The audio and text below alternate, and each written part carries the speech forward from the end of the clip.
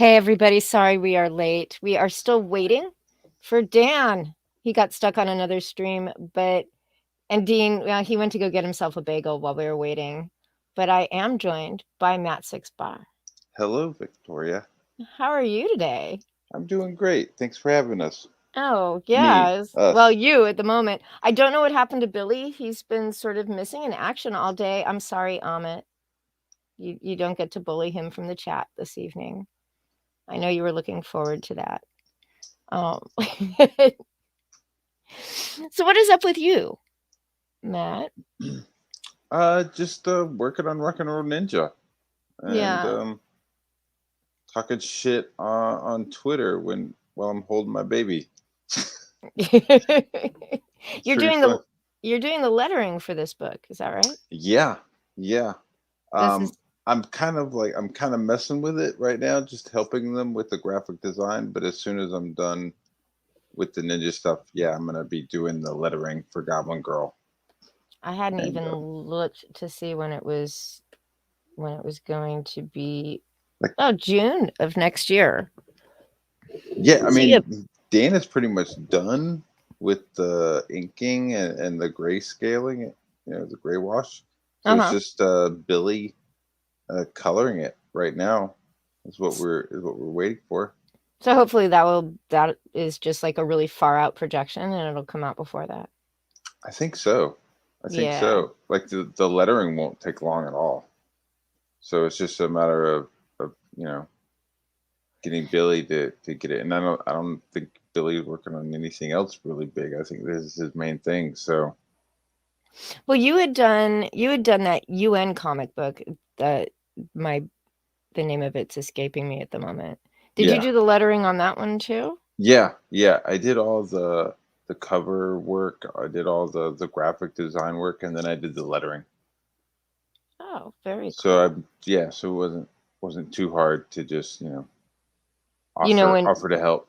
you know when to put the crossbars on the eye and Exactly. when not to.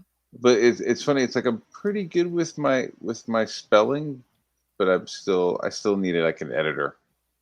I saw like I was like, oh, you need a comma here, buddy. You do it by hand or I use like several fonts. It's still digital because mhm. it's just quicker, but some of the stuff has been tweaked so much that it's pretty much a different font. Well, what you can do, I suppose, would just be to copy and paste it from the script, right? Yeah, but like we're dealing with Dan, and so I'm getting you know Lots of different dialogue. formats. Well, different formats. I think I got like the copy for the website. I think I got that on like a live text document, and then I think when I get the lettering stuff, it's going to be in the Illustrator file. So, Oh, which is fine. I'm used to like getting stuff from people and like figuring out what is needed, you know. right. So, Yeah. I mean, it's not that hard. Like no, no, no. type it in, have somebody look it over. Yeah, as long as I could get a hold of some live text, like we're good, you know. Yeah. And an editor. Yeah, yeah. Because I'll leave it, we'll go like the first round. I'll leave it live so that we could have an editor look at it and revise anything that we're missing, anything that I fucked up. And then once we get all the spelling correctly, then I can go in and kind of tweak it a little more and like really make it artsy. How did you and Dan hook up? I'm just curious. Like you just ran across each other in the YouTube sphere. Yeah, yeah, yeah, yeah. I think he was on a stream, I was on a stream, and we ended up just kept. Maybe it was unhinged or topicless, but yeah, we just met on there, and he was friends with Billy, and me and Billy started to become friends, and then we started hanging out in the Discord group, The super secret private Discord. Super secret private Discord group. When am I gonna be invited to the super secret private You Discord? are. Oh, You're You already in it, dude. I know. Okay. Months after me, of course.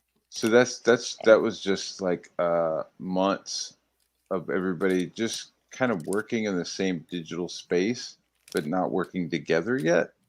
It's a really interesting kind of thing that you guys do, because you sit there and voice chat, but everybody's got their video going and working on their shit, which is kind of neat.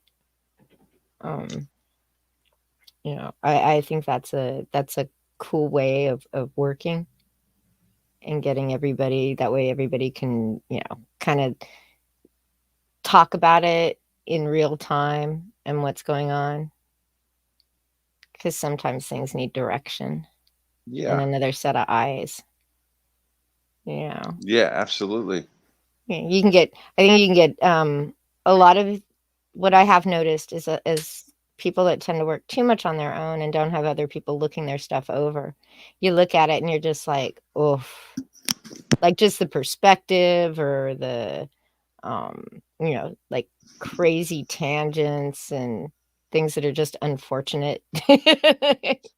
Yeah. you Yeah. know. Even I'm like, even I'll miss something. I'll miss a tangent, or something, and I'll get somebody to call it out. But yeah, like Yeah. it. So we were all just kind of working on stuff, and then once he was like, "Hey, I need a colorist because Matt Yackey is going through an injury, so we can't use him."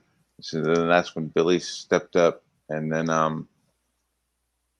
I saw Dan's original ash can for Goblin Girl, Hmm. and some of the text was like going out of the boxes. It was like really bad lettering. And I was like, "Holy shit, dude!" I was like, "Yeah, let me do it." Just like I don't care. You don't have to pay me anything. Just please, like, don't let this go out with shitty lettering. I Well, mean, Dan's a pretty good letterer, but I mean, I just let him focus on that, and I could just spend a week on the lettering and really really crush right, it. just let him focus on his art. Yeah. Yeah, I think that's always important.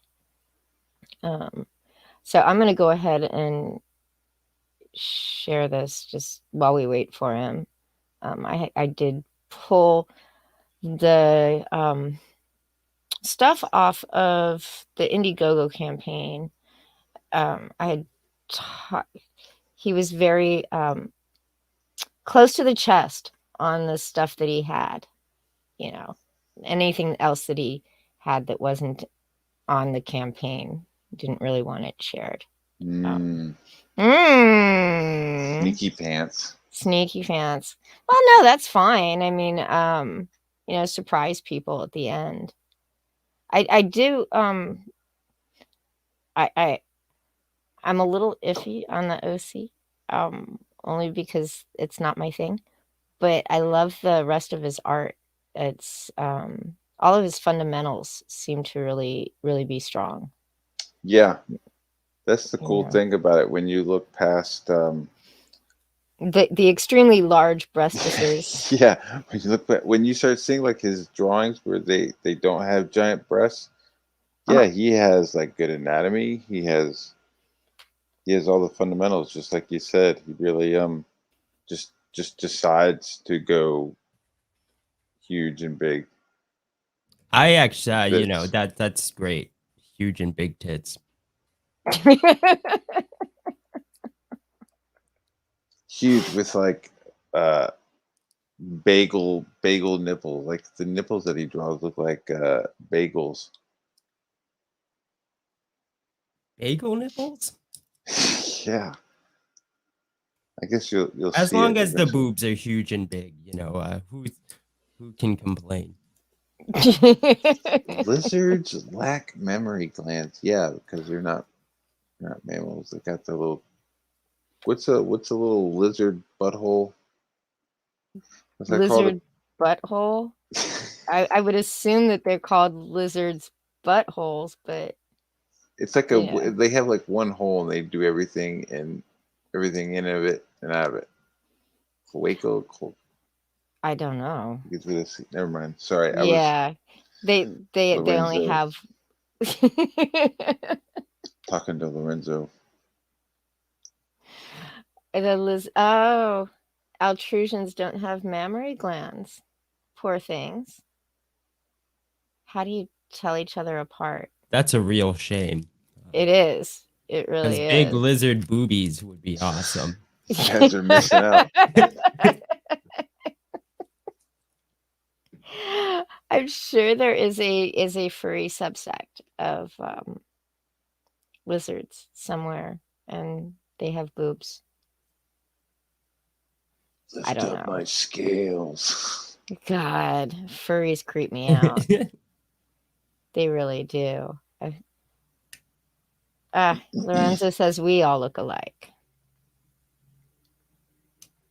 which is kind of weird, but understandable, Lorenzo.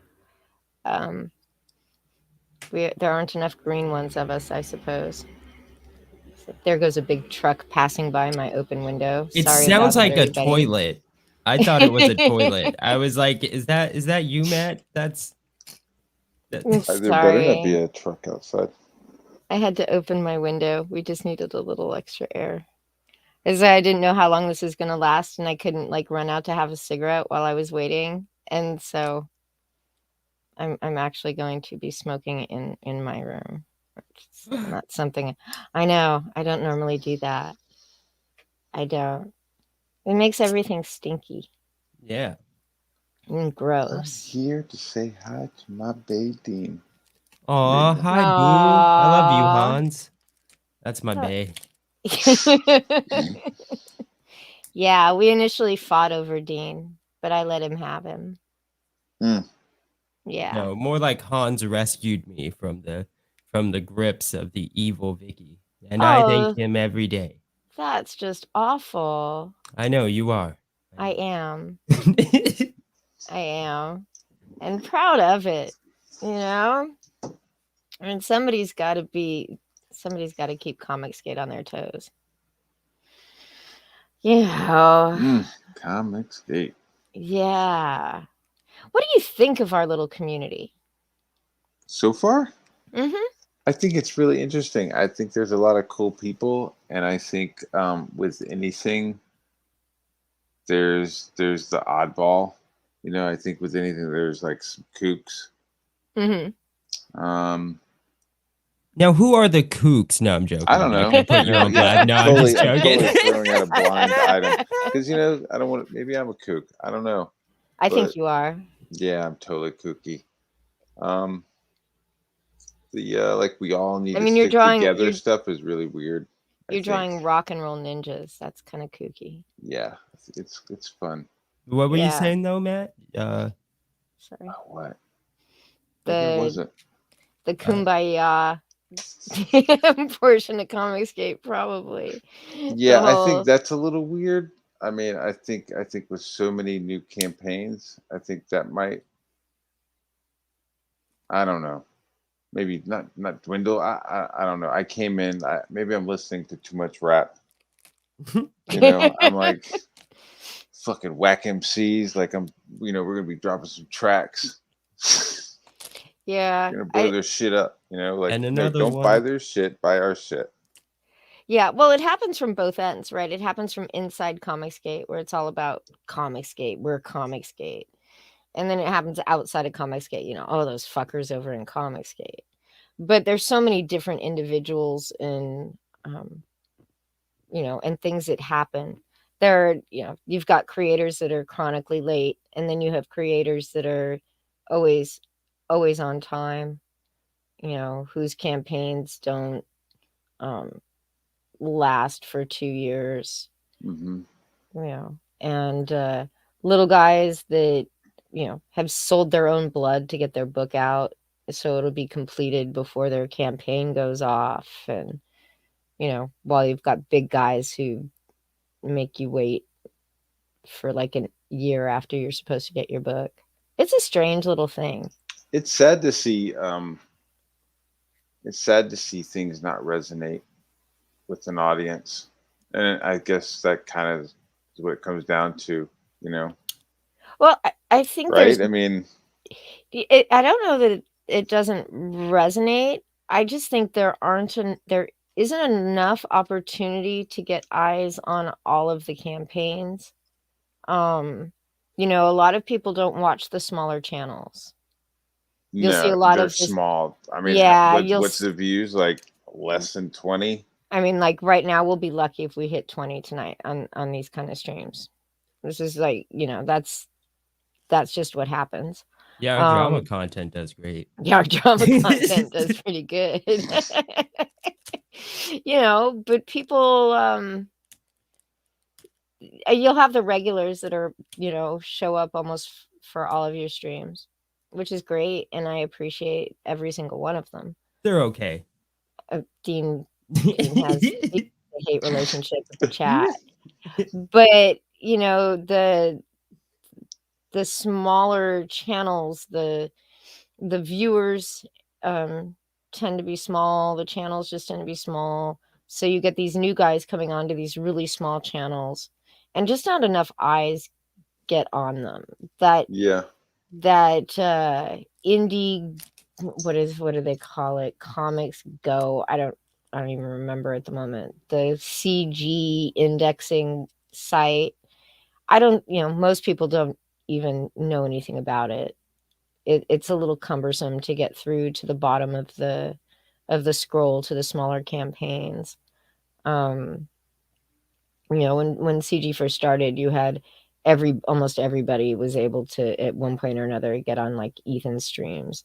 Malin does Comicsgate content once a month, you know, and you know, you quick flash through 12 campaigns, but when there's 60 of them, you know, I think Mandy was talking, she's going to be doing some campaign highlight shows. But, you know, I don't know how well the shows where you have like 10 to 12, sometimes 16 different creators on in a couple of hours, how that really helps a book. You know, I mean, it's better than nothing, I'm sure. it is better than nothing. But it is, yeah. Yeah, these shows, they don't really feel like shows anymore. They feel more like glorified Zoom conference calls. Hi, Dan. Nice to see you. Yo. Hey. Sorry, I was running late. Like we stacked so many of these damn shows up next to each other, and the other one was just like it was like going, and I was going, "This is going over." And I was like, "Damn it! I gotta be." You're like, why are we still talking about Batman? I'm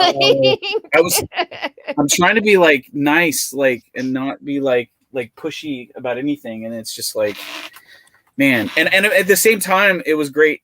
It's like everybody's a great to hang out with, and you're just kind of like I don't want to seem like I'm trying to rush out of here, but like I probably should because people are waiting. And then I went to try and find the link for the show, and I was like, where the hell was the link dropped at? In your DM. Yes, but it was on the Discord. It wasn't in Twitter, which is where I normally look for them. So I was like, where did I see that at? Yeah, I couldn't. Your DMs were closed. We don't follow each other, so sorry. No, it's all right. I don't. Yeah, that's a smart move. Like that. Yeah, that's a smart move, Dan. You don't want to follow me. I tend to get people in trouble. So I brought my popcorn for the show. I would share with everyone else. But oh, well, thank you. So tell us a little bit about yourself, Dan. Not the book, but about you. A little bit about myself. Well, my name is on this board. It is. Writer illustrator. It's a little bit of something about me. Yeah. So you've been doing this for how long now?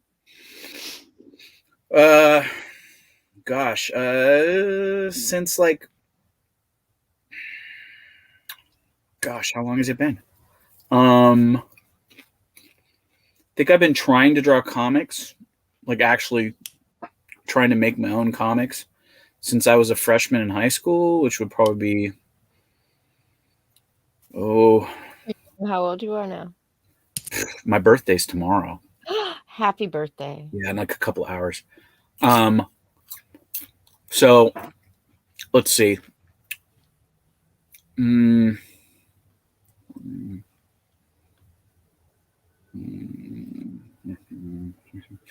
so probably, Just guess. God, I'm trying to guess. I'm so old and I've lost track of time. That's fine. Have I you would- done like the okay, I'm 47 and I've It's way been too long. It's 30 years. at least, yeah. And since I was like 16, I think, Yeah. which would be freshman in high school. Oh. This was the Goblin Girl was originally Those aren't oh, bagels, Matt. Bagels. yes, he was calling them bagel nipples. Bagel noodles? Nipples. Yeah. I wouldn't say They those look are like bagels. those kind of look like mini bagels, baby, but they're more They like look like bagel bites, actually. Like, you know. they're also kind of like those small donuts that come in package rolls, you know? Oh, donuts. Oh, donuts. Yeah. Yeah, I like donuts. I do too. I like the powdered sugar ones. They have Yeah. this one that's like a raspberry, but like chocolate on the outside. Okay. Those are like new. Oh, No, it's hella good. that sounds disgusting. You sound disgusting. No, you are, Dean. Yeah, that's true. This is a strange stream of consciousness. This is a strange stream of consciousness I found myself in. Yes. Yeah, Dean and I argue a lot. We sound like an old married couple sometimes, and You sound old. That's like the only truth. yes, I about am that. old. I'm older than Dan, that's for certain. Not by too much. But where did you come up with Goblin Girl, or how did you come up with her? Originally, I was doing my go-to thing has always been like monster stuff, and I was doing a lot of monster / sci-fi comic ideas before I came to do Goblin Girl, and I decided when I was in high school is like when I first started getting into like Lord of the Rings and Dungeons and Dragons. I was painting lots of like lead miniatures and stuff like from like the game shops and stuff as a hobby. So I kind of wanted to do like a fantasy story, and I think Legend of Zelda had been out for maybe about 2 years at that point, the very first one. And so I was really into Legend of Zelda, and I wanted to make something that was in that realm of storyline. So I started kind of like playing around with ideas, and then didn't do anything with it for a long time. And then I started doing comics with some friends of mine. I did this fantasy adventure storyline called Adrian of the Amazonian, which was a story of like a girl who was like turning like she was going through high school, and it was kind of like a puberty thing of like turning like an angsty thing of like turning into a woman sort of deal, like, but wanting to stay her own person and not be turned as a objectified person. And this sort of gene thing happens, and she turns into like this hyperly sexualized character. And we had that character, and I did a couple books worth of stuff of that. We never released it, and that sat around for a while. And around like 2008, I think, like I lost my job working in gaming, and I thought about like doing comics again because some friends of mine were doing like indie stuff and like doing conventions. Mm-hmm. And so I kind of took this idea of a juxtaposition of a woman that might look hyperly sexualized, that is the opposite in nature. Okay. And then the elements of, say, like Legend of Zelda and Lord of the Rings as like a plot framework to put her in as a character to exist in that sort of machination. And so that was kind of the beginning of it. And I was also trying to do something that was more anime at the time because I could see that a lot of stuff was going towards anime, and some of my roots as a creator, like when I first started drawing, I was trying to draw more like an anime artist. Like there was Akira and like the Dirty Pair and Appleseed and Ghost in the Shell and all that stuff. Like when that stuff very first time that came out, like in Japan before they even translate in the US, like I was getting that stuff like bootleg or from Japanese bookstores that I could find. And that was what I wanted to draw like initially. And so I was trying to go for more of that vibe. And at first, that's the way the character really looked, like this kind of weird. And at times, like she was kind of like schoolgirl sort of hybrid thing a little bit, like almost kind of like a Worlds of Warcraft, like world that wasn't quite fully fantasy. And then I kind of went away from that and went full, like, this is a fantasy thing that doesn't have guns. It doesn't have, you know, airships or anything like that. And it might have airships eventually, but we'll never throw out airships. Okay, friend. I love airships. I like airships. I'm an airship girl myself. But it won't have any like lasers, or maybe it'll have lasers. Okay. It won't have anything that's Star Wars. Okay. I can guarantee. Okay, maybe it'll have some it won't have blasters, okay? And nobody's going into space. Yeah, phasers will never be set to stun, at least. Yes, there's no Star Trek in this. Although I do have a Star Trek book that I just finished drawing the other day. And I'm just working on the cover for it. It's not Star Trek, but it is Star Trek. And of course, yes, friends, the healthy dose of massive memories in it. But my point is, I initially this started as I wanted to do a fantasy like Lord of the Rings / Legend of Zelda type thing, and then I wanted to. I was like, I had that idea, and friends of mine were doing conventions, and I was like, well, I'm going to sit at the table with them and hang out and try and sell art too. Try and figure out this whole like we're in a recession thing or whatever, and nobody has jobs. And I just came from working in video games and stuff. And I'm like, I can do comics. It's much easier. There's no producers involved other than me. I just have to produce my own shit. And so I did that. And like one day I was like, there's a convention in 2 weeks. I sat down. I drew the very first Goblin Girl comic book, got it printed and sent off to me. And I got about 25 copies, which is this thing. Okay. And it came in the mail, and I went to a show, and I sold a couple, and people liked it.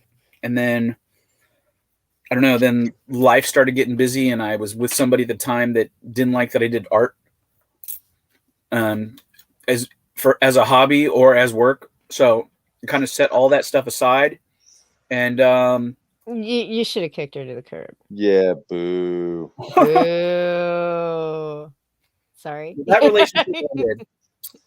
And then some time passed. I found myself back wanting to do comics because I always would be like drawing in my spare time just for fun for me. And I came over here, met a few people, and was in a back chat with Phil Diaz one day. And I was like saying, yeah, I have all these books that I want to do. I don't know what I should do first. He showed it around to a bunch of people, I guess. I guess maybe the guys from his show. That are on his panel, and they all unanimously said that the Goblin Girl was the thing to do first. So here I am. and then I met this madman that is Matt Barr. He is a bit kooky. He injected some steroids into my logo, and now it's here to pump me up, and the logo looks great. And then Billy Basco, I stumbled across Billy, and Billy was like very adamant that he wanted to color the book, and I was very adamant that I already had a colorist. And then that colorist had to drop out, and Billy very happily stepped in. Still not sure if he went and broke that colorist's legs, and arms. Oh, I bet you he did. Or he hired someone to do it. Yeah. And now I have colors that are beyond whatever thought would be on the book. So are the colors on the IGG, are those Billy's? Yes. Yeah, I like Billy's colors a lot. Mm-hmm. I like the palette that he chooses. It's sort of it's slightly muted. It's like these more slightly muddier colors, but it all works out really, really well. Yeah, he was going a lot brighter before. It was going to be more because I was telling him the Legend of Zelda. I was telling him the backstory I just told you, and it was a lot shinier and like candy like before. And I was like, think more Ridley Scott's Legend with some Don Bluth Dragon's Lair and some Game of Thrones texture. And that's what he gave me. It is. It really is. The Lorenzo has been kind enough to drop the link to the Indiegogo in the chat. It's in the description as well. So you guys should go over and look, even though I'm pretty much showing almost everything art-wise on the Indiegogo page. I just liked this whole page. It was really cool. Yeah, that was one of the ones I wasn't sure about even putting on the campaign page. I was like, but Billy was like pretty adamant that he really liked this one and that it was going to show off something visually. And I was like, well, okay. Yeah, it really does. I didn't mean to hit that quite so fast. That's just zoomed in on the middle. I really like it. I do. I like your art a lot. I was telling Matt, your fundamentals are great. The boobs aren't to my taste, but you know, I can look past the boobs. I don't have large boobs and everything, but Goblin Girl specifically was just she was grown that way, so she's kind of staying that way. But I have a giant monster book, like a throwback to like 1960s like Toho monsters. Mm-hmm. And there's one kind of large-breasted character in there, but she's barely in the book, and she's covered up. She's not like even like this where there's cleavage everywhere. Mm-hmm. And then the rest of the women are from like A cup to maybe a medium-sized D. Like they're all kind of more in the realm of like what people would consider appropriate. Less fetish, more normal. Is that what you're saying? Yeah. I dig it. I dig the book though. I saw it at first. I was just kind of like, oh, that's a lot. That's a lot. You know. Oh, okay. And then, but I love those boobs. What? Yeah, I do like your art. I appreciate it. Yeah, it's very cool. Yeah, it's very nice. Yeah, and Billy's always like, he's like, we need to get people to see that this is more than just a tit book. Like, I think when people realize it's more than a tit book, they're gonna be blown the fuck away. And that's what he was telling me. That's how he described it to me. Too. I'm like, I hope you're telling the truth. I'm like, but I don't know. It's pretty much a tit book, man. I think that's the best kind of book, Dan. No. But there's nothing wrong with tits. No. Yeah. I had one guy on here and his book was mostly dicks. Okay. I got one of those books too. But you can't show that without getting struck on YouTube. And it needs lots of like really long censor banners that are really fat. YouTube actually is more forgiving of the penis than they are of women. Yeah, in illustrations and art. I got a flaunt on a guy around here that's as big around as a fat man's thigh. So let me see if Indiegogo won't let you at all. They won't? No, Indiegogo doesn't like any kind of nudity on there. Those prudes. Those prudes, I know. So can you sell a book that has nudity in it but not show it on the campaign basically? You just can't show it on the page. That's fine. Nobody needs to see that on Front Street. Yeah, we're good. We're good. No, you can have nudity in your book. Commence. Yeah. Okay. Kickstarter can be a little weirder about it. They have a thing about pornography, what they call pornography, which I guess is, as far as books go, can be kind of subjective. Which is weird because there's tons of hardcore sex books I know they sell on there. Yeah, there is, but they were sued over like a character that was underage. So it was like considered child porn, and then Wow. they sort of cracked down on their sexual content. You can slide it through, you just can't have any of it on the campaign page. Right. You know. And then it's good to know because I got lots of hardcore porn books I'm gonna be putting out the Kickstarter. Keep them away from Comicsgate and I wish and put them on Kickstarter. I wish I was saying that as a joke, but it's not a joke. Yeah. Veiny, thick. Yeah. Ropey. Yeah. No, Lorenzo, Chris's book wasn't a dick book, but there was nudity in it. Wait, ropey? You heard him. Like you're shooting rope? Like you're just like, rope. Or are you talking about like it's like... Okay. Finish the thought, Matt. I'm just thinking rope, or is it more of like a roast beef, where it's like this big... There's a lot of it. It's like all of that. Okay. Is it Spider-Man or is it Hulk? But it's Kickstarter bound instead of Indiegogo, huh? Well, I mean, maybe Indiegogo. I just don't know. Just depends. I like, even though I've been over here for a little bit, I just don't know what the audience is over here on Indiegogo. Like, I don't know if I think Goblin Girl is the audience over here, but it's hard to say. Well, you can also put the book up on Kickstarter when you're done. Yeah. Well, Billy's been a big proponent of that. He's like, you should definitely do Kickstarter. Yeah, you just need to do a variant cover, or offer a different print or something like that, and you can put it on Kickstarter. Yeah. I know that Comicsgate has this anti-Kickstarter thing. And you'll never get on John Malin's show if you have a Kickstarter. But that's what he says. Your chances of getting on John Malin's show are slim, no matter who you are, anyway. So I was going to say my chances to be on there anyway are kind of.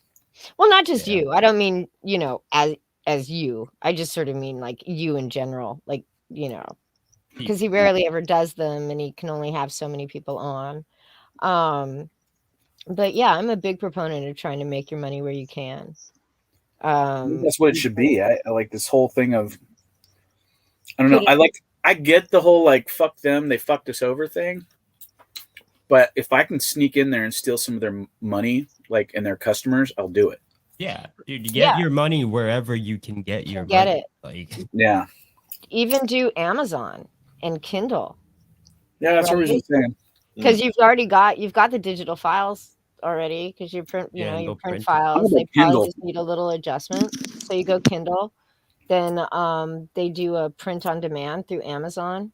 So you don't even have to worry about fulfillment or printing it or anything like that. And those books actually are really nice. Quite a few people do that.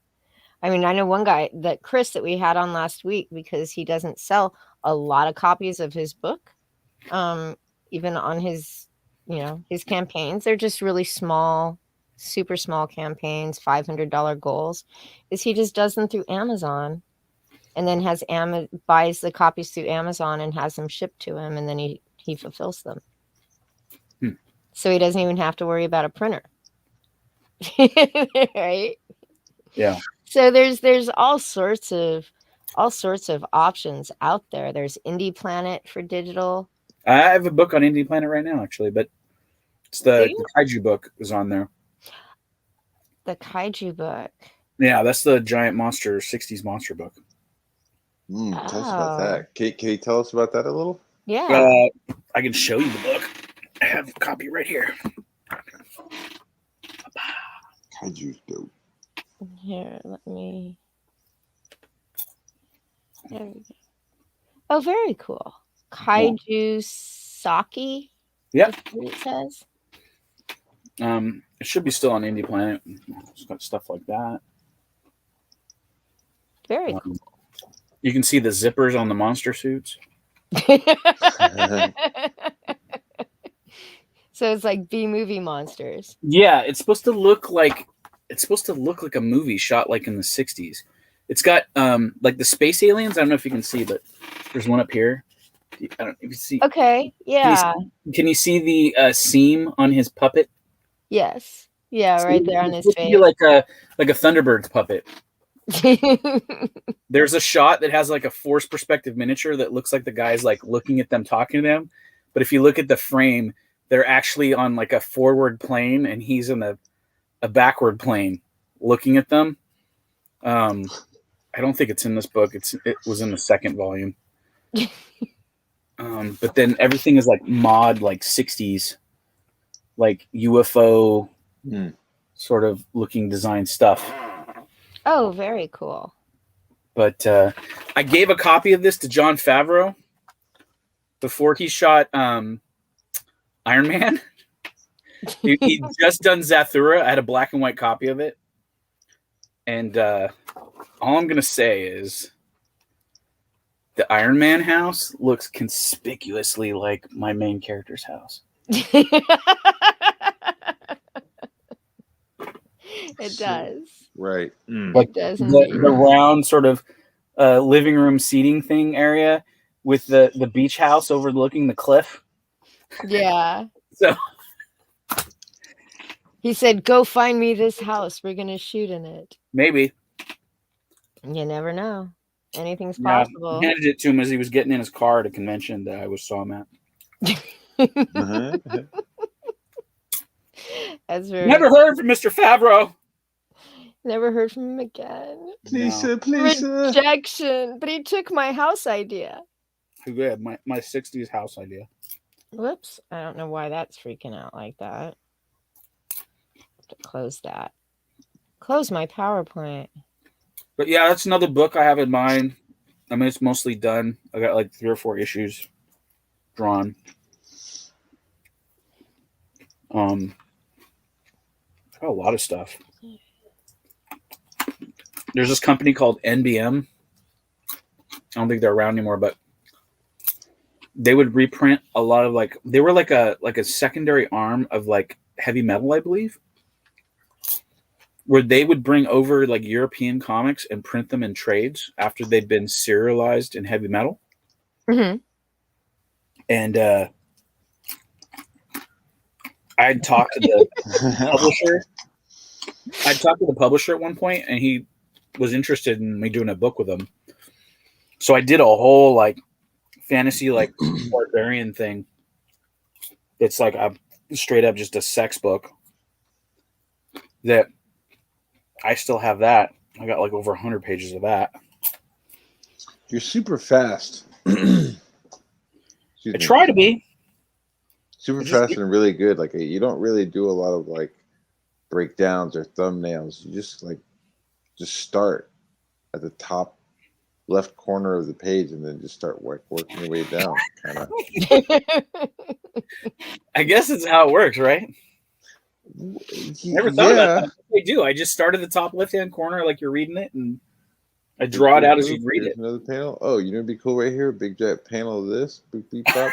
You just draw it, and then you look at it and go, no, I don't know.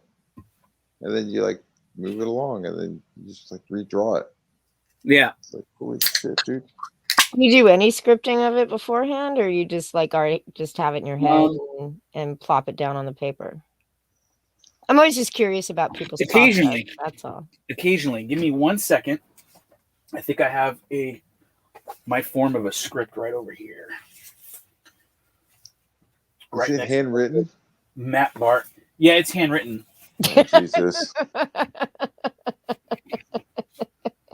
So Matt's like, I get my script. Are you ready? You ready to see my script? We are. He's Might gonna nail it. want to make me big because I write my script really small. There's my script. These are the pages. Each one of these check marks is a page, and then there's a little bracket, and I'll write this happens in between here. And that's how I do my scripts. Well, if it works, right? Yeah. See, I got a bunch of them. That's pretty clever, dude. Yeah. That's how I've always done it. And then like as I'm drawing it, I can hear the dialogue play out in my head, like as my actors are delivering it. And so me drawing another page is basically going, let's do another take of that. Like, could have done better. Your energy could have been better. Right. I know like Doug T. Maple, because he used to do all of his like production streams, he writes it as a movie script. Probably because he's hoping it'll get picked up by a studio. Right. And then snap, and then he converts it into the dialogue for his comic. So and then I've met other people that don't do anything at all. Just slap it down on a page. And then I mean, I do that most of the time. I think I did that with Goblin Girl. I don't think there's any script stuff like that for Goblin Girl. I just kind of go in and do what seems like. Right. Tim and Mark do their script, and Mark does the script. I think he's like 2 or 3 books ahead of Tim's drawing. After they've worked out the plot and everything. So I guess it all, whatever works for you. We'll have to see. To read Goblin Girl and see how well it worked. Oh, I was supposed to ask you, Amit, our friendly street shitter Amit, was hoping I could convince you to get him a review copy. A review copy? I don't have any review copies of the book yet. Don't worry about it. He never gets one. He never reviews anything. So okay. Yeah, this one right here is pretty much the only one I have left of the classic. Yeah, no, he doesn't actually do reviews. He just calls it a review copy because he's trying to get something for free. Yeah. Yeah. Dialogue was good in this book, so hopefully it's just good. Ask him to pay for postage and he'll drop it. Huh. Yeah. Lungus says don't help Amit with his panhandling. I told him I would. I have given fair warning to Dan, so all is well. Yeah. Oh, and he's also okay with digital. Of course you are, Amit. So, I haven't even looked through the tiers of your book. I'm not going to go through every single one. It's an entire trail of tiers. Yeah. There's a color edition that's $30, and the gray tone, which is $30. Also $30. Do you have a digital tier? Nope. It is. Can I ask you why not? I'm not really digital comics fan, and I don't know. I don't know. I can never.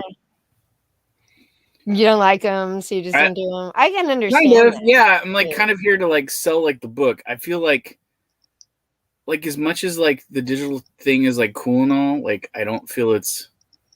I feel to a certain degree, what I'm making is a physical work of something that exists in the physical world, and as much as I like when I see it digitally, when you see it physically in front of you as a page, it's a totally different thing. Oh no, I full on understand that, and that's kind of why I don't have a digital version. Yeah, I'm I know there is this thing of oh, shit's gonna get pirated if it gets pirated, but I'm kind of yeah, but if you want to pirate it, go to the effort to scan it and pirate it, I guess. But I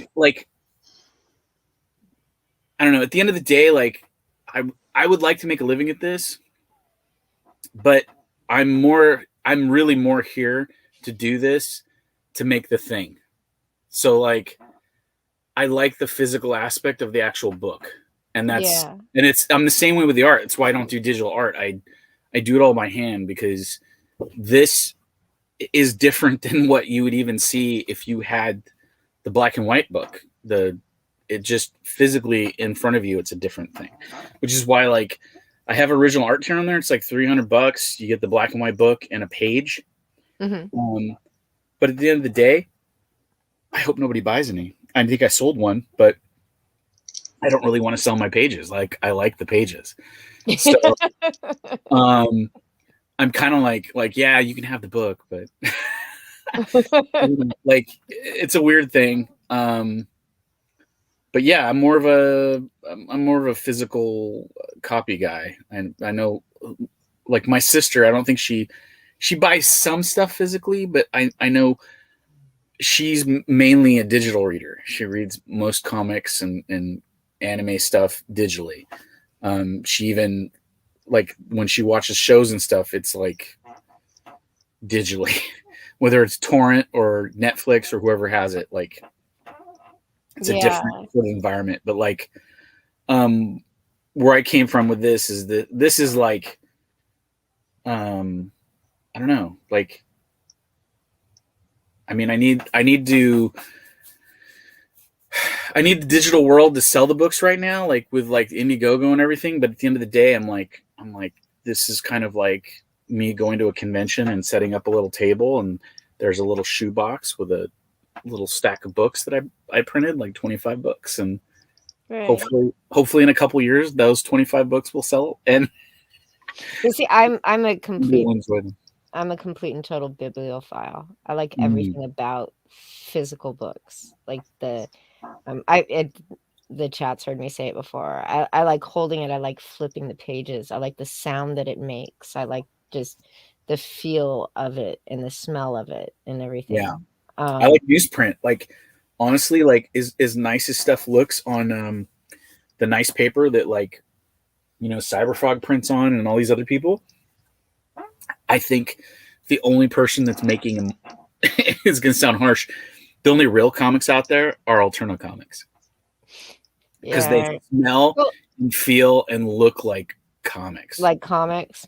They're actual comics. Like the newsprint makes a difference. Like it's like I feel like when they went away from newsprint and tried to put stuff on fancier paper, it got more expensive and it took away a tactile element of the experience of being a comic. Well, even that's a bit of a fallacy. Newsprint's actually quite expensive now. But it's cheaper to make those books than it is to make the other floppies. Yeah. I do think though, I do think, in my opinion, digital is free money. You already have to set up the print file and have everything ready for the printer. Doing digital is just making a PDF, and because everything's already done, you just spend an hour making a PDF and sending it out to everybody. It really is free money on I guess I deserve not to have that money because I'm a star. But no. You know what I mean, though. I mean, it's I guess it just depends on where you want to, how you want to fit in the scale. And a lot of international backers can't afford to pay for shipping. Which kills me. I want them to be able to like experience it, but like I don't know if digital's the way to experience it. I'm not fully sold on the digital aspect, even though people have brought up very valid points like the one you just said. But as it stands right now, like they don't have a digital tier just because. Oh no, I'm not telling you have to. Yeah. Right. I'm not. Jeez, Vicky, stop telling him he has to have a digital tier. Yeah, no, I'm really so sorry about this, digital tier, Dean. We should have we should have figured out a way to get him to make one. Just kidding. Dean says nothing for half an hour, and then he just snarks at me. Where's my colorist at? That's what I want to know. I don't know. I hope he's all right. I haven't heard anything from him. I'm sending messages to him, dude, on multiple platforms. I talked to him last night, and he said, "I'll see you tomorrow." And I'm like, "Yes." He's like, "All right."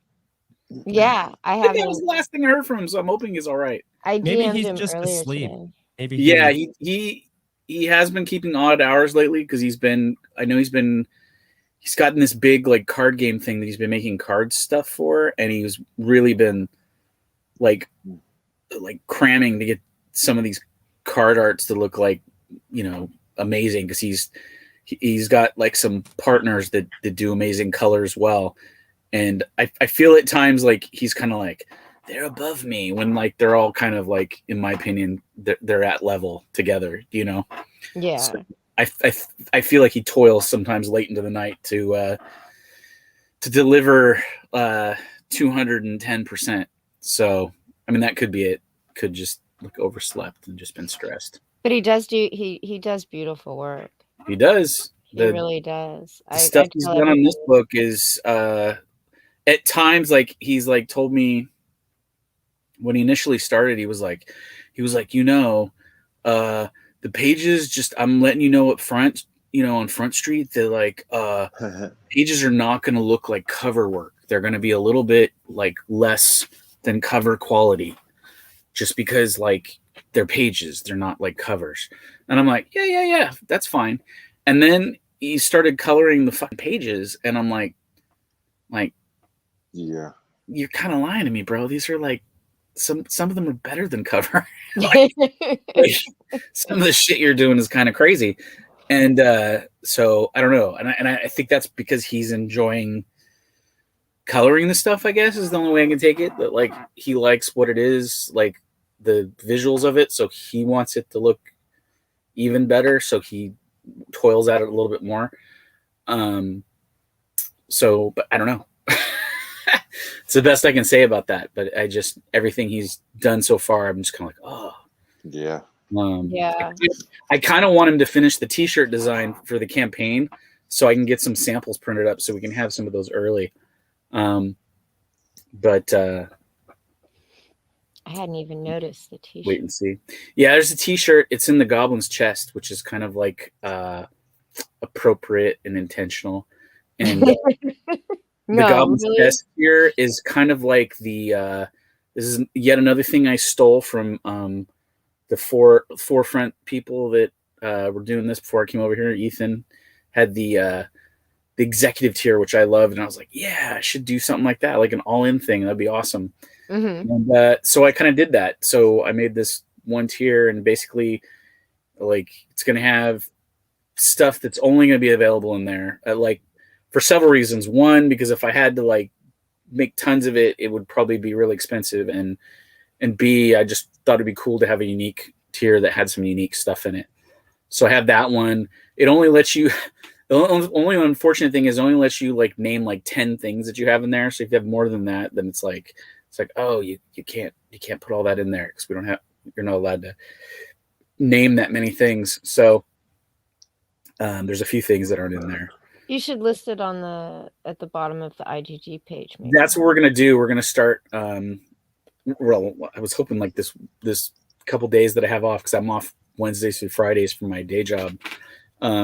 We would get maybe some stretch goal stuff put up that we promise, and because I think we're getting close to 10, and I was thinking at 10 we would add some value content to the campaign. I think the first thing we're adding at 10 is a map bar goblin trading card set. It's going to be like, I think it's like 5 cards or something like that, in a little pack, with some stickers and possibly a piece of fake fairy gum. You should. And no, not to tell you what to do. But I would recommend trying to get that in there before the because tomorrow it'll be 14 days left on the campaign, right? 2 more weeks for that final. I think so. Yeah. Push for 31st. Yeah. Get them listed in there before you hit goal, especially. Yeah. You want it listed before you hit goal, and then you don't want to say there will be stretch goals and then never list them. Yeah, I don't know if we said. I mean, no, there's no mention of it on the. Yeah, I think we've just been going on stream saying like people ask us, is there gonna be stretch goals? Is like, yeah, I think we're gonna do that. But it was like this is the other thing is I don't and I was telling Matt this earlier today, that I don't want to overpromise stuff that is gonna like make things like crazy unrealistic, like as far as like put Price a and bar into everything the else. like red, like, I want to keep things in the realm of like, we're not gonna like, oh, we're gonna get an action figure at 20,000, like, I want to keep it like realistic, but at the same time, I don't be like, everybody's gonna get a bookmark and a fucking scratch and sniff like barrette, like, Everybody has enough Scratch and bookmarks. sniff No Barrette. offense. yeah, well, Everybody's already those got are enough something, though. bookmarks. Yeah. I have a whole stack of them that I've never even used. Yeah, I mean, I just got Expendables the other day, and there is a Jason Statham bookmark, I believe, in here that I will never use, even though I love Jason Statham. It's right there. Oh yeah, I remember that art. I love Jason Statham to death, but that bookmark will probably just stay in this bag. So, I do the same thing actually. Most of like the cards and the bookmarks and everything. yeah. I'll I stay look in at the the cards. bag. I have the cards. I shuffle cards around every once in a while that I have. I have some old. Good Stuff Comics Gator recommends rolling papers. Oh, really? Yes, he'd use them. Yeah, I was thinking, the cards would be used to trade for sexual favors on the street. Could. Wait, You could try that, Matt. I don't know if it'd work too well. I should have gotten into comic books. Damn it. Here's art for one of the trading Like, cards. do you realize? Oh, that's very cool. Yeah, it's by our very own Matt Barr. I forgot I drew that. Look at that. I could draw nipples and boobies. Yeah. Matt does cool art. That will be one of them. Yeah. That might be the sticker one. I might make that the sticker one of the pack, because I want to do like a few that are like cards. So there's a bunch of Goblin ones that he did that I want to have them images on one side, and the back have some sort of like description of who the Goblin was.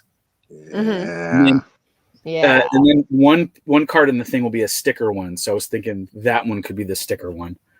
Like you used to get in the old Star Wars cards. Yeah, exactly. You had one that was a sticker. I mean, of course, the backs of those all made a puzzle. True. They were a puzzle. Yeah, that's pretty cool. Yo, when I took a walk today and was thinking of how cool it would be if we did some trading cards that looked like animation. Like, we made it look like the characters were cel shaded and the backgrounds were colored. Like, okay. Some like faux animation cells. That could be cool. All right, sorry. Amit recommends I don't think it's a bad idea. Goblin condoms. I'm thinking about the one thing I was thinking about for the card set, which I could make this, and I'm probably gonna do that like today or tomorrow just for fun. Start it. Is the old cards used to come with the pink gum, and then like there was like some weird like food regulation thing came in where they said you couldn't put it in with cards or whatever, so they removed it. And I was thinking about making like a fake piece of gum to go in the package that's non-edible, and of course it would say on there that this is not food stuff, it's not edible. But I wanted to make it look like a fairy had been squashed and turned into a piece of gum. Oh, that would be cute. The squashed fairy book that they had, back in the day. You'd have to figure out what to do that with. Oh, I know exactly how to do it. It'd be real easy because I can sculpt stuff. I can sculpt anything I visually can draw by hand. So I would just slice out a thing that would be about the size of like a trading card that would be like the piece of gum, and then I would just like sculpt in this like corpse of a fairy, just like squashed in there. I remember that gum. It was super hard and brittle, and it was like super stale, and you had to work at it for 15 minutes just to get it soft enough to chew. And then it didn't taste like anything anymore, so you got rid of it. Yep. Yeah, I'm We would old. make the tasteless, non-edible squashed fairy gum that would go in the packages. And I was thinking like I could make a few different ones, and they could be like chase card sort of trading things because I could cast them myself, and I could do them in various like colors and like whatever. And if we did, the idea is if the first enough people back the first one, like eventually we'd have a stretch goal, do another set of cards, and you could have a different one with that set. And That would be very cool. I can't remember who it was, but it was like Billy or somebody said that like, yeah, and then if you wanted to, you could cast them all in like some other like weird like rainbow assortment of colors and have them sold as a set where they could be a pack of gum. You'd have all of them, but different like colors, like stuffed in a little box. So I don't know, it was an idea, That would be very cool. but I thought it'd be funny. Yeah. So I'm gonna at least try and do one, so that we'll have on the campaign. That sounds like a lot of fun, though. Yeah, easy to make because it's small, it's super flat for the most part, and really easy to manufacture. Like way easier than like an action figure or something. It'd be like the easiest thing ever to cast and make. Like that was like my main thing. I was like, oh, it'd be simple. I could easily do that, and it wouldn't take any effort. I could have a bunch of them. I could make a mass tray like where there was like 6 different ones in the tray, and then just I could do 6 of them at a time because they'd be small. Well, I think we've been doing this. We've been at this for over an hour now. Oh, no offense. It's getting close to midnight over here, and this has been great. I've enjoyed talking to you about your book and your art and everything. Appreciate it. Yeah, I always like talking to Matt. Yay. Dean That- never says anything, so he's I just get lost in the boobs. yeah, he did today. He usually has a few questions, but Well, I still had those questions, but I felt like Dan was explaining his his art and stuff, and I didn't want to interrupt. Go through them real quick. I mean, that's not. toss well, one in, Dean. Okay, so Pops or Diggums for cereal? What is Diggos? I don't even know if I know what those are. Diggums. I don't know what it Like Diggum is. Smacks, like the Yeah, frog. yeah, one? yeah. Sugar Smacks. Diggums. Those were fire, right? Yeah, I like those. Those are like the ones that are like actual little wheat, Yeah. like shards or whatever you want to call them. Yeah, I like those. Yeah, same here. I like the other, but I would definitely go to the Diggums always. Oh yeah. Always mod the frog. Always eat the frog products. Appreciate it.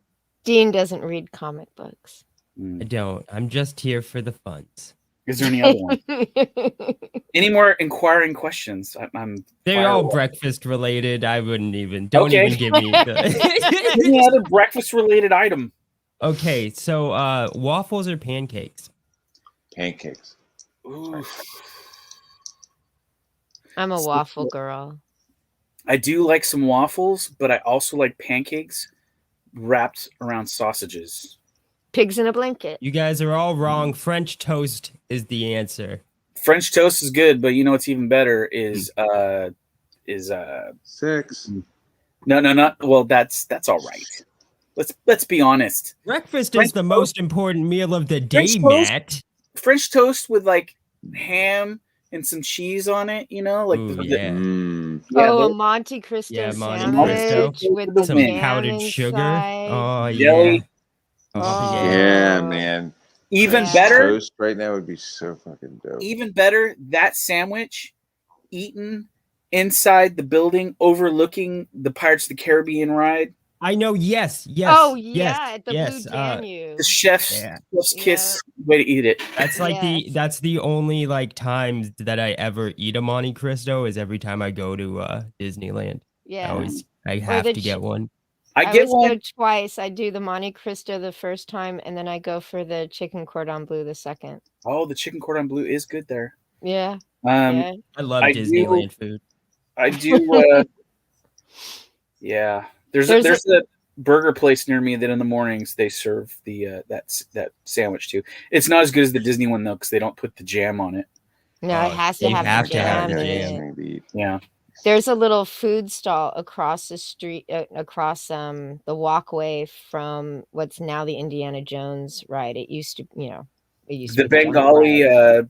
skewer place. Yeah, skewer place, and they have Yeah. the bacon wrapped asparagus. Have you done That is that? good. Yeah. The bacon wrapped asparagus. Oh my God. Yeah, is squeeze good. a little lemon over it. Oh, that's so good. Spicy chicken skewers. Yeah. Yeah. There's this place that used to have called the Tahitian Terrace. The Tahitian Terrace that used to be next to the ride. Now that's like an open air what do you call it? The pineapple freeze place. The Dole Whip. Dole Whip. The Dole Whip. Oh, I love those. Was so popular that they built an extended experience for it around the other side of the building on the other side, and they've got like 6 other flavors of the Dole Whip freeze. Yeah. And then there's a few little snack item things they have there that are like Indian food. Like they have green bean like fried bread ball thing with green beans inside and like stuff like that. They over. It's not Paradise Pier anymore over in California Adventure, right? But they used to have the Cove Bar, and they had lobster nachos. Really, like shredded lobster. I never. And they don't skimp you on that shredded lobster at all. And just like the clam chowder, the same thing there at the wharf place was really good there. Yeah, and then at Ariel's Grotto, they did crab chowder. Wow. Yeah, it's like a three. I got you one better. What's up? And most people don't even know this place exists, and I know this from people that are annual pass holders that go there. Over by the Haunted Mansion, directly across the Haunted Mansion, there's the boat dock area where they park the U.S. Independence, the Independence ship or whatever. The lobster roll? Is that what? Yes, the lobster roll. Oh, the lobster roll. Holy crap! That place is so freaking good. I don't think they have. I think that's they were gone. It was there. So. It was there before COVID happened. I don't know if now post COVID it's there anymore. But holy God, maybe it used to go there all the time. That was our first stop. Was the crab roll place. That's so good. They also do barbecue chicken, but fuck that. Like I'm in it for the lobster roll. Yeah, the lobster roll there was like the thing because, like you said, they don't skimp on the lobster there, and it's not like crawdad either. It's like straight up lobster tail chopped up in there. Hell yeah. No, if you ever eat at like Ariel's Grotto, they like it's like a 3 course Is that meal. still there? I thought they got rid of Ariel's Grotto. They might have when they got rid of Paradise. Oh man, because I think that restaurant is something else now. I had a lobster tail. I had a lobster tail salad with quail egg, and it was fire. It was so good. My mom came into town with my stepfather. They had some sort of business junket that my stepfather was going to. So my mom used to work at Disneyland. She managed the main gate and the main store in the Main Street Disney. But she used to be like one of the head people there. And so she goes back every time they're in town. They'll go there because she likes Disneyland and just go walk around. I don't know if she's going to do it anymore, though. She's problems walking now because she had spine stuff happen. But last time we were there, we went there. It was like on Easter. And we went to this. There was some restaurant at the Great Northern Hotel. Yeah. And I can't remember what it's called. It's like some expensive restaurant. It's like where the wine bar is inside the place or something like that. And we went in there, and it was like one of these places where like everything they give you is like a plate, like a big white plate with like a little like curly Q of fucking ketchup. It's like it's probably something Matt would make for dinner. It's like super fancy, and it's like, look at me, I've got a leaf with a little chunk of some rare fish that was caught, in the Philippines. That's like laid here for you. We used to go like years and years ago. We used to go and we'd take the monorail over to the Disneyland hotel Yeah. and then just go to the bar for a few drinks and go back to Disneyland. I love Yeah. the Disneyland hotel. I stayed there last time I went. I want to stay at the Grand California. That's Yeah, the Grand California is nice, but this is where this story gets a little dark. Is it just so happened we went there on Easter, and we were ordering all this stuff on the menu, and I was just like, they were like telling me like, oh, we have this or that and this, and one of the things they had on there was something rabbit. It was like rabbit sausage, I think is what it was. And I was like, I'll have the rabbit. yeah, yeah. And everybody looked at me like I was a psycho because I was eating You're a rabbit serial sausage. killer now. And I was like, love rabbit. I'm like, well, Actually, you know, just thought I would try it. there's a place How near dare the you. Museum of Modern Art in LA. It's a garlic place. Like everything's garlic. I forget the Oh, in Gilroy? Clove. Rose. Huh? Did- The garlic Rose. rose. That's what it is. The garlic rose. And they have this rabbit dish there that is so good. Mm. Every Is it- time I've eaten there. Not in It's not Gilroy. Oh it's- yeah, because there's it's like one LA. right outside of Gilroy. Like Yeah, but Oh. rabbit's really good. It reminds me though, I was in the pet store with my dog and I was buying her food, and there's this brand called Merrick. I don't know if you really want to feed your dog well, feed him Merrick. The canned dog food, like you open it up, like the venison stew looks like stew, smells like stew, doesn't look like dog food, like people, it's like people could eat it. But I was sitting there and I'm like, so which one should I get? And I look at my dog and I'm like, venison? Yeah. And I said out loud, everybody should eat Bambi at least once. And this woman flipped her fucking shit on me. She's like, oh my, I can't believe you said that. And I'm like, because her child was right there. I'm like, yeah, Bambi. Bambi's good. We should all eat. Yeah. But yeah, rabbit, deer. Rabbit's not that Mm. If it's It cooked, wasn't good? if it's cooked right, it's good. good. Yeah. It can And be really dry because it's a very lean I meat. feel like the things that I thought should have been good were never really that good, like rabbit, alligator. alligator was okay. I had alligator tacos from like this this I feel place. like alligator should have been like lobster hamburger, and it just wasn't. Oh yeah. No, alligator's not like that at all. It's Yeah. it's just okay. Like it's nothing. Yeah, It's not bad, but it's also it's like not bad. It's like tofu meat. It's like it doesn't taste really like anything. It's got a little bit of a fishy thing to it, like a teeny bit, and then it really doesn't taste like anything unless you cook it with like some Yeah, sort of seasoning. seasoning or like sauce, and Yeah. then it like, has some sort of flavor. At least that's what I found. yeah. I had it in like these tacos from Jack London Square in Oakland, Mm. and like they prepared it good. Like it tasted fine. But I that's had- the only time. Brains once. Oh, that's gross. Calves brains. Oh, Yeah. never Ugh. again. Never again. I tried it once. I'll try anything once. Snake's not bad. Snake is fine. Yeah. I had duck wings like I want to say like about a year ago. Moose Instead is of the chicken greatest wings? thing on the planet. Is it? I've Yes. never had moose. Mhm. Moose is like the greatest thing I've ever eaten. Like, Really? oh, dude, it is like next level. I had a moose burger one time, and I was just like, it was like one of those things where like I was like, this tastes amazing, but I almost don't want to finish eating it because then there won't be any more of it left on my plate. Like, Yeah, moose it is was really so good. Like it was the greatest burger I've ever had. That's like, how I feel about like buffalo burgers. buffalo burgers are good too, but Yeah, moose, I was about like, to I say felt that buffalo way until I burgers are had moose. amazing. And then when I had moose, I was like, there was Just blown no away. burger I ever had after that could even come close. Like, I swear to God, like I ate the moose burger, and like I like went Wendigo for like fucking moose. Like it was like if it didn't taste like moose burger, it was just like meh. Yeah. Like literally, that's where I'm at with like most burgers or steak or anything like that. Is like that moose burger was so good. Like whatever the oh man, whatever the freaking Soylent Green mousse that is in that burger. Like, fuck, it's so good. Yeah, Wait. that's why you gotta like just eat chicken wings all the time instead. Yeah. You know, like there's no chicken wings that are ever gonna outdo other.